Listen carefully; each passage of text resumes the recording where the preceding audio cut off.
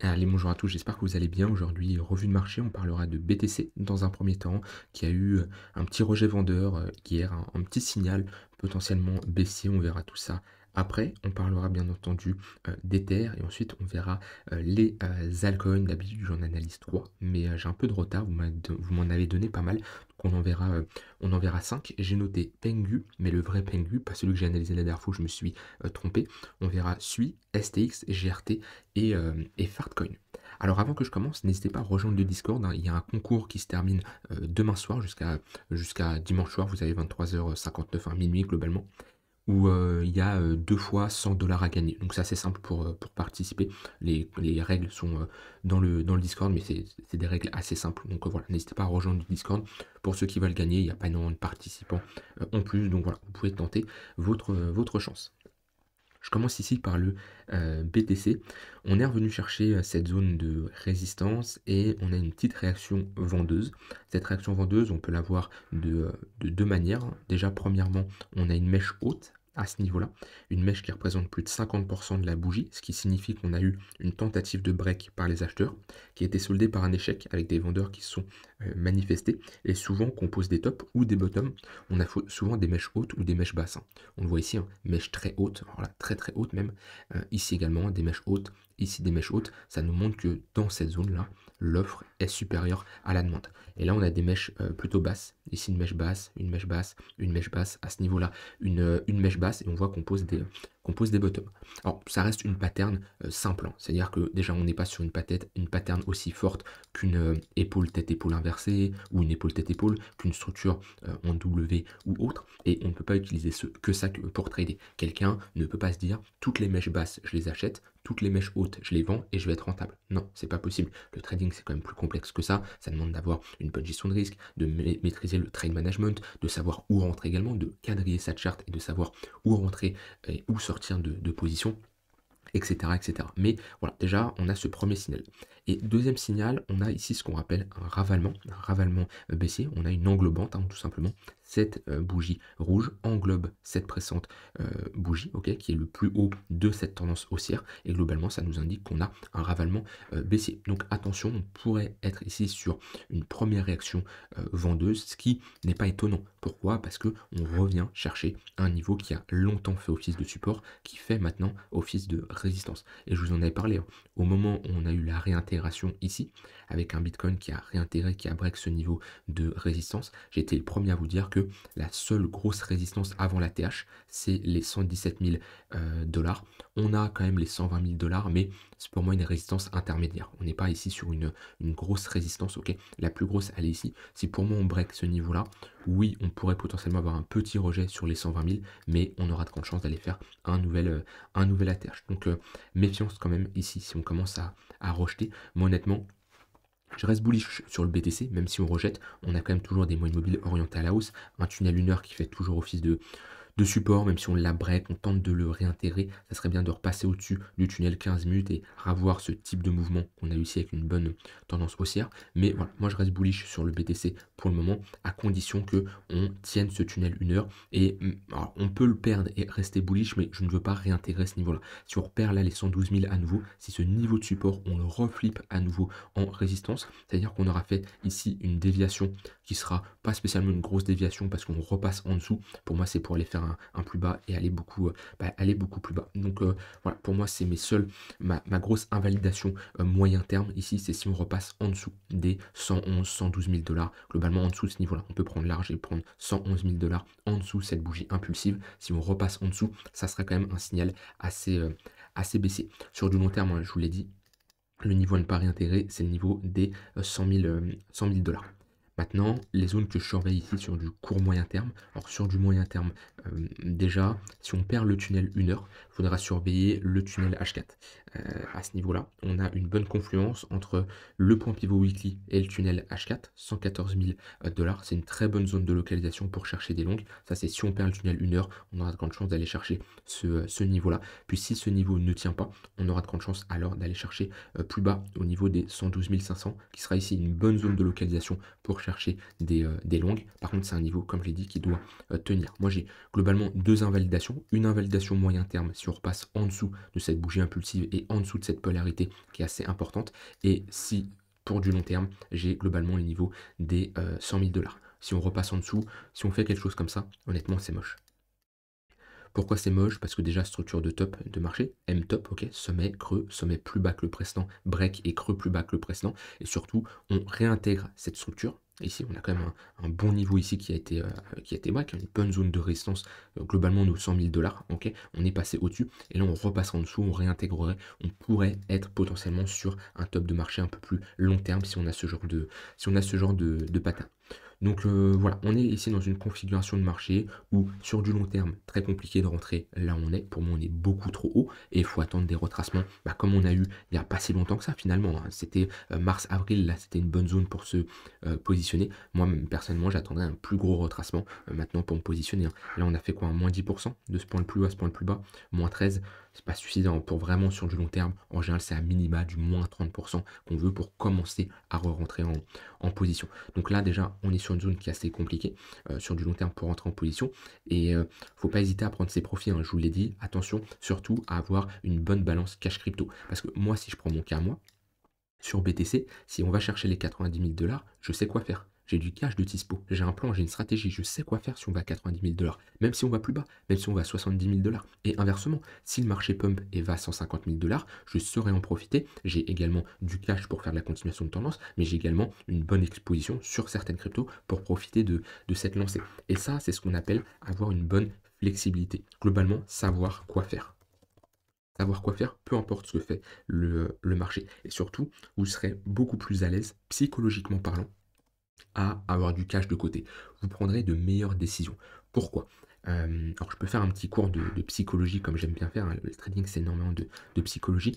Ce qu'il faut comprendre, c'est que quand on est devant une charte, BTC ou une autre charte, hein, on voit tous la même information. On voit ici une temporalité au sud, en fonction ici d'un prix, l'évolution d'un prix. Temporalité, prix. On voit tous la même chose. On a tous la même, je vais la noter, on a tous la même information. D'accord? La même. Ok. Pourquoi, par contre, il y a des gens qui vont dire ah ben moi je suis bullish, d'autres je suis bearish, d'autres je ne fais rien, d'autres je long, je short, je TP partiel. Plein de cas comme ça. Pourtant, on a tous la même information, mais on va avoir des choix qui vont être différents. Ça, c'est parce que on va avoir une perception, même des perceptions de cette information qui va être différente. Et elle va être différente pour énormément de raisons. Des raisons que vous en doutez, d'autres que vous doutez moins, mais ça va être votre manière où vous avez été formé. Ok. Comment vous avez été formé? Certains vont plutôt voir une opportunité de longue, d'autres une opportunité de short, d'autres de ne rien faire. Ça va être également votre expérience, ok, votre expérience sur les marchés, vos connaissances, vos compétences et j'en passe. Ça va être également votre état émotionnel à l'instant T, ok, donc vos émotions au sens large, vos émotions. Une personne qui a enchaîné 15 trades perdants d'affilée n'est pas dans le même état émotionnel qu'une personne qui a enchaîné 15 trades gagnants. Les deux, ça peut être catastrophique en fonction de leur émotion, parce que la personne qui a 15 trades perdants d'affilée, elle va être dans du revenge trading, dans de l'overtrading, elle va vouloir se refaire, ok, pas bon, mais la personne qui est sur 15 trades gagnants d'affilée, elle peut être sur un risque non maîtrisé, parce qu'elle se sent pousser des ailes, et c'est également catastrophique. Mais globalement, tes émotions vont modifier la perception des choses, hein, en fonction de comment tu te sens à l'instant T. Ça, les émotions, ça peut être à cause de ton trading, ça peut être également à cause d'un point de vue perso ou pro. Il suffit que tu t'es embrouillé avec ta compagne, que tu as un collègue au taf qui t'a embêté pour X raison, hein, une galère que tu as eue, bref, peu importe. Tout ça, ça va te créer peut-être une frustration, un état d'euphorie, peu importe, en fonction des news qui sont arrivées dans ta vie. Et tout ça, ça va modifier ta perception de l'information. Et c'est une réalité, hein. Peu importe ton état, peu importe l'information que tu as, en fonction de la perception que tu vas avoir, elle peut différer en fonction d'énormément de paramètres. Ça peut être même tout simple, tu es malade, tu trades, t'es pas dans le même état que d'habitude, perception qui va être totalement différente de l'information que tu as. Et ça, c'est ce que je vous dis là, c'est vraiment, si tu comprends ça, tu comprends une grosse partie du trading, ok. Bien sûr, je vais pas te dire que tu as compris l'entièreté, mais c'est très important ce que je dis là. Un débutant qui arrive, il voit ça, ça va le saouler. Honnêtement, ça va le saouler. Il va se dire: «Ah Nico, vas-y, dis-moi où acheter, où vendre, parle-moi d'indicateurs techniques». OK, indicateurs techniques, pour ceux qui débutent, OK, c'est bien, on voit ça. Ceux qui ont 6 mois, 1 an, 2, 3, 4, 5 ans de trading, ça, c'est beaucoup plus important, ce que je suis en train de t'apprendre et tu trouveras pas ça dans beaucoup de vidéos YouTube sur internet, OK? Parce que souvent, c'est analyse, RSI, non. Ici, la psychologie, c'est important. Donc ce que tu dois vraiment comprendre, c'est que on a tous la même information, mais on a une perception qui est différente et cette perception va changer en fonction de énormément de paramètres, OK? Et il y a le paramètre qu'on a évoqué juste avant, en fonction de ta balance cash crypto. Parce que une personne qui a zéro cash et qui est full crypto, 100% crypto, ok, sa perception va être différente. Pourquoi elle va être différente? Eh bien tout simplement parce que son analyse va être biaisée. Déjà parce que, alors il y a deux cas de figure. Soit la personne, elle se dit, ah bah non, le marché ne peut pas baisser, c'est pas possible. Il n'accepte pas que le marché baisse. Pourquoi? Parce qu'il est biaisé, vu qu'il est 100% crypto, il se voile la face. Du coup, il ne sort pas et il peut se faire piéger. Soit au contraire, la personne elle a énormément peur parce qu'elle est 100% crypto et dès qu'il y a un petit signal baissier, dès qu'il y a quelque chose qui la fait paniquer parce qu'elle n'a pas de cash et elle se sent all-in, et ben elle va tout vendre. Ça peut aller dans les deux sens, ok, en fonction du profil de chacun. Et c'est pour ça que si tu es flexible et tu as par exemple une balance 60-40 ou même 50-50, peu importe, si tu as ce type de balance-là, tu seras beaucoup plus à l'aise, tu auras une meilleure visualisation et un meilleur recul lorsque tu fais ton analyse parce que tu n'es pas all-in, parce que tu as une perception, ok, de l'information qui va être clairement meilleure. Or, il y a des phases où je suis beaucoup plus all-in, hein, et au lieu d'être à 60-40 ou à 40-60, je vais être globalement à 80-20. Ça peut m'arriver. Mais déjà, j'en suis conscient et le contexte de marché est différent. Donc, ce que je veux vous faire comprendre, c'est que vous devez être flexible et ouais, le petit cours de psychologie que j'ai fait juste avant, clairement, ça peut vous aider, que ce soit dans vos investissements, mais également dans votre trading. Au niveau des terres, alors, hop, je me mets en daily. Ether, c'est plutôt intéressant ce qui nous a fait hier, puisqu'on est revenu chercher cette zone de localisation que je vous ai longtemps répété comme quoi on ne doit pas la réintégrer. À ce niveau-là, je vous avais dit que c'était très peu probable de la réintégrer. Pourquoi? Parce qu'on était juste sur un rebond en VTOP, ok? On avait une simple correction. Les rebonds en VTOP sont souvent amenés à être retestés ici pour transformer ça en M. Ok, déjà, c'est très rare qu'on réintègre une grosse accumulation comme ça juste avec un VTOP. Ça peut arriver si on a une grosse annonce économique qui est vraiment pas terrible ou voilà, quelque chose comme ça, mais souvent on va rebondir pour, pourquoi pas, s'y attaquer plus tard, comme on fait ici, mais on va très souvent rebondir. Maintenant, pour le moment, on revient chercher cette zone de localisation, ok? On est clairement sur un niveau clé, on est sur un niveau de support, ok? On le voit bien. Ce niveau, il faisait office de résistance, on la break, il fait maintenant office de support, faut qu'il tienne. Et là, on semble avoir une petite réaction à la hausse avec cette pattern de retournement. On s'attaque au tunnel 15 minutes. Si on break, on peut remonter et revenir chercher les 4570 $. Ensuite, on a les 4630 $. Donc pour le moment, Ether, ce qu'il fait, c'est plutôt pas mal. Dans tous les cas, sur du long terme, on est toujours proche de cet ATH. Pareil, sur Ether, compliqué de rentrer sur du long terme ici en position. Je parle d'un point de vue investissement long terme. Pour la continuation de tendance, pour du trading court moyen terme, il peut y avoir des setups. Pour du long terme, je ne pourrais pas rentrer ici, moi personnellement. Pourquoi? Parce qu'on est beaucoup trop, et je vous rappelle, hein, un investisseur professionnel, comment il se place? Il prend son point le plus bas, il prend son point le plus haut du cycle qui est en cours, il trace un Fibo, ok, 0,382 à minima, c'est la première zone intéressante pour se positionner, et en général, la zone idéale, c'est les 0,618. Or, quand je dis ça, des fois, on me prend pour un fou, on me dit, mais attends, je comprends pas, faut attendre 2400 $ pour se positionner sur Ether, bah, on me prenait pour un fou, mais en tout cas, ici, hop, je trace ma zone, point le plus bas, point le plus haut, quand on est revenu chercher cette zone-là, et qu'on a parfaitement posé un bottom dessus, bah voilà, peut-être qu'on me prenait pour un fou, sauf qu'on y a été. Attention, quand je trace un Fibo comme ça, je dis pas qu'on va y aller. Je dis juste que si on y va, c'est une bonne zone. C'est comme le BTC.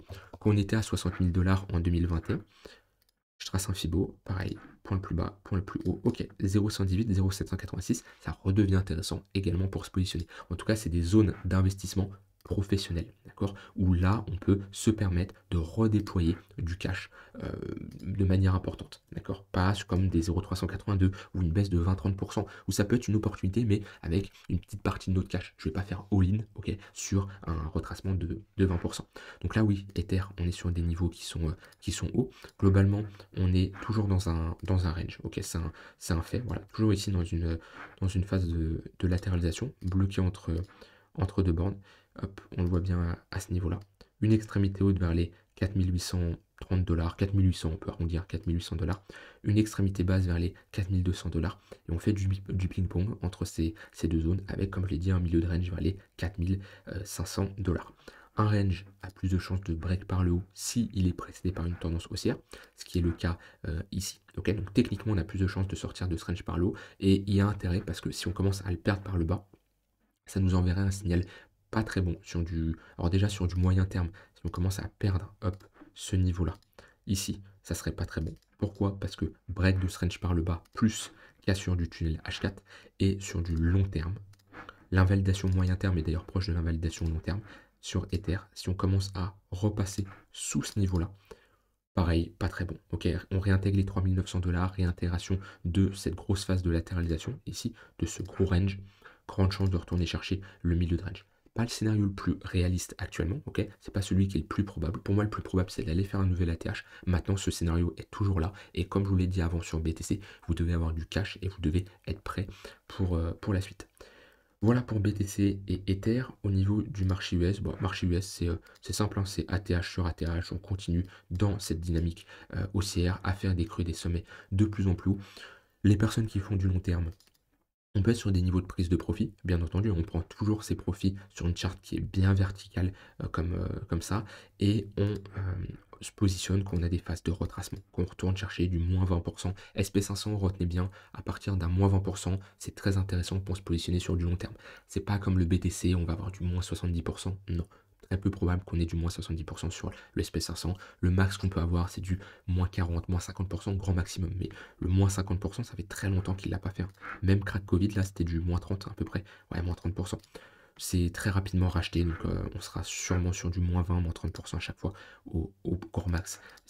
En fait, il y a un seuil psychologique, c'est le moins 20% chez eux. Quand je dis chez eux, c'est la finance traditionnelle. C'est quand on fait un moins 20% sur le SP500, on rentre en bear market. Souvent, c'est quelque chose qui est piégeur parce que dès qu'on fait un moins 20%, eh ben, on pose souvent des bottoms.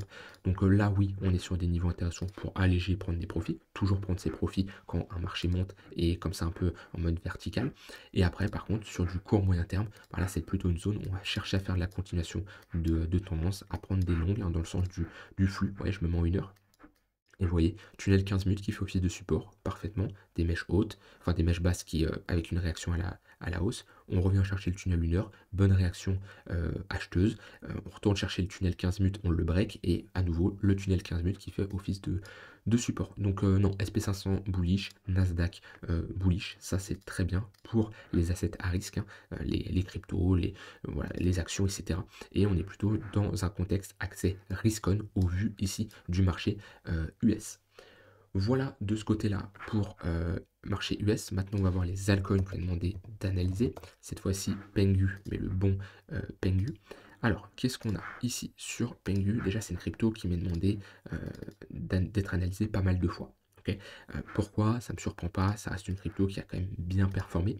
Peut-être qu'il y a du monde qui s'est positionné ici et on commence à me demander, oui, est-ce que ça va retracer, est-ce que ça va aller plus haut?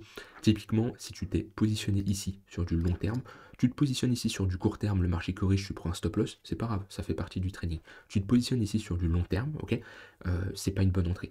C'est pas une bonne entrée. Pourquoi? Parce que techniquement, se positionner ici sur du long terme, après une hausse de 450%, hein, on peut arrondir à 500%, donc un x6, c'est pas une entrée professionnelle. Pareil, on prend son Fibo, point le plus bas, point le plus haut, et on attend un retracement. Idéalement, ici, on a une bonne confluence entre notre zone de rechargement, entre les 0,118 et les 0,786, et la ligne de coup de cette pattern de retournement. Si on fait ça, si on revient chercher cette zone-là, on sera sur une très bonne zone pour chercher des achats sur du long terme. Là, actuellement, pour moi, on est beaucoup trop. Après, je prends ici sur du moyen terme, ça reste intéressant. On n'a pas d'invalidation d'autres tendances. Globalement, on est dans un range. On le voit bien, une extrémité basse vers les 0,03, 0,029, ouais, et une extrémité haute vers les 0,043. Actuellement, on n'est pas dans la meilleure zone, on n'est pas loin du milieu de range, on est même vers le milieu de range qui est à peu près par là.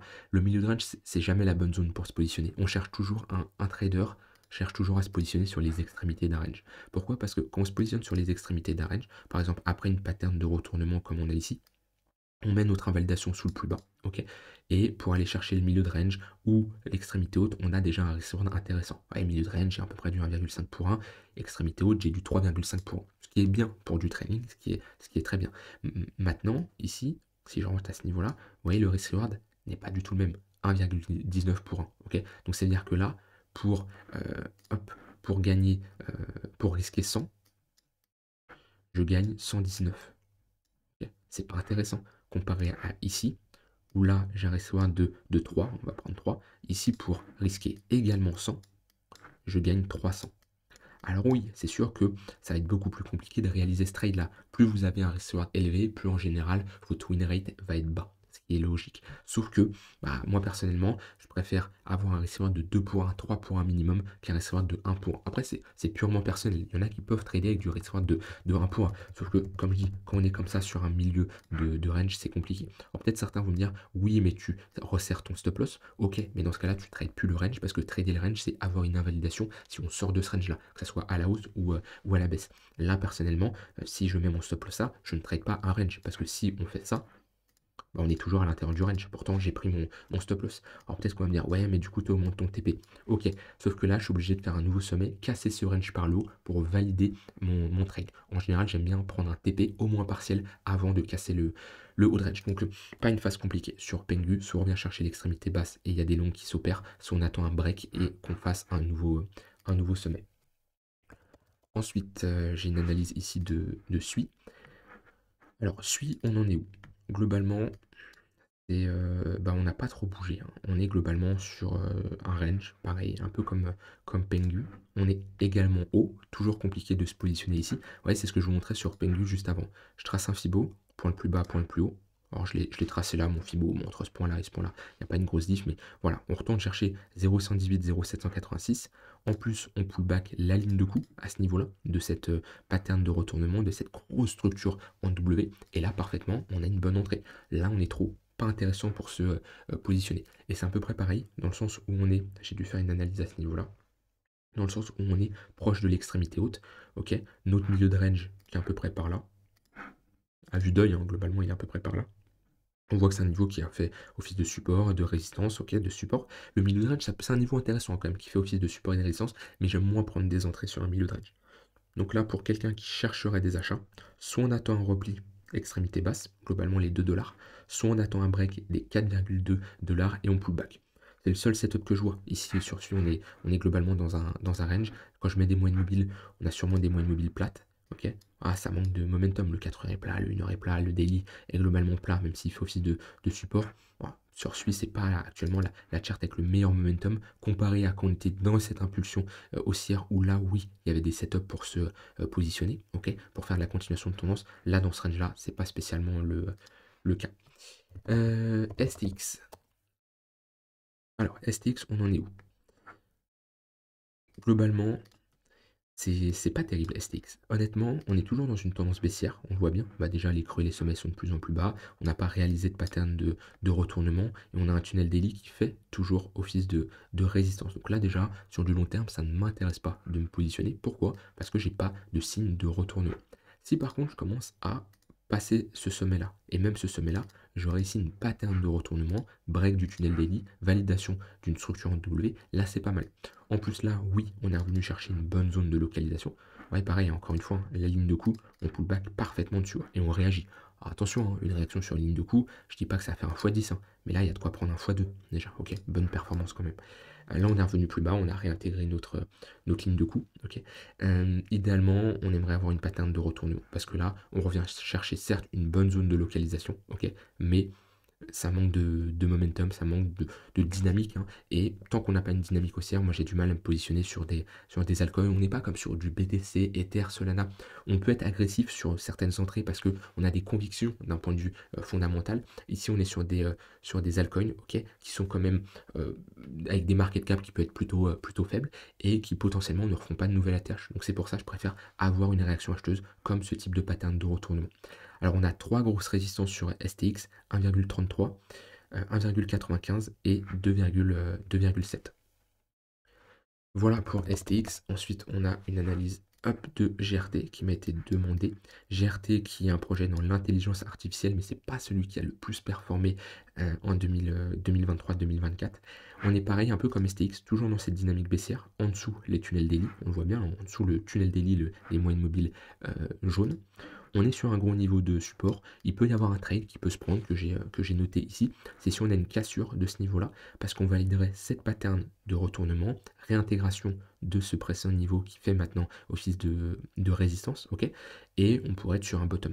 On voit de toute façon à chaque fois qu'on est revenu chercher cette extrémité basse à ce niveau-là, ok, on voit pattern en W, pattern W. Donc ce qui nous montre une pattern en W, c'est tout simplement un creux, un sommet, un creux plus haut que le précédent et un sommet plus haut que le précédent. Globalement, la demande qui est supérieure à l'offre. Vous voyez ça comme une zone de combat ici entre des acheteurs et des vendeurs, et si on break par le haut, les acheteurs remportent la bataille, donc une demande qui est supérieure à l'offre. Si on break ce niveau-là, ok, demande supérieure à l'offre, validation d'une structure de bottom, assez forte probabilité d'aller chercher des niveaux plus hauts, et il y a une zone ici intéressante là, qui est globalement notre niveau de support, notre ligne de coup de cette grosse phase d'accumulation ou de distribution, pardon. On voit ici structure de top, reteste ici de la ligne de coup, ici plus grosse structure de top, reteste à nouveau de la ligne de coup. Juste avant, on avait vu les lignes de coup de W, là on voit les lignes de coup de M. Donc des structures de top. Comparé avant, on voyait ça pour des structures en W. Sur GRT, c'est le seul trade qui est possible avec une invalidation sous le plus bas, parce que si on break ce niveau-là, le but c'est pas de holder une crypto qui pourrait rentrer dans une tendance baissière long terme, qui est déjà dans une tendance baissière long terme avec des gros sommets de plus en plus bas. Range, break par le bas, là on range à nouveau. Donc moi j'aimerais bien avoir un signal acheteur plutôt que ce qu'on a là, parce que là globalement comme j'ai dit, on est toujours sous les moyennes mobiles. Et dernière crypto, on m'a demandé une analyse de Fartcoin. Hop là.